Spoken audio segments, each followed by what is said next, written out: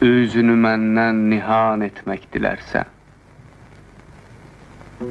etmə gil. Gözlərim yaşım rəvan etmək dilərsən, etmə gil. Yandırırsan könlümü eşqində, məlum oldu kim, anı rüsvayı cahan etmək dilərsən, etmə gil.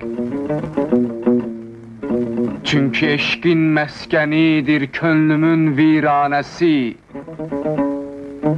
həsrətani məkan etmək dilərsən, etmə gil. Çün yəqin bildi nəsimi eşqini oldu ғəni,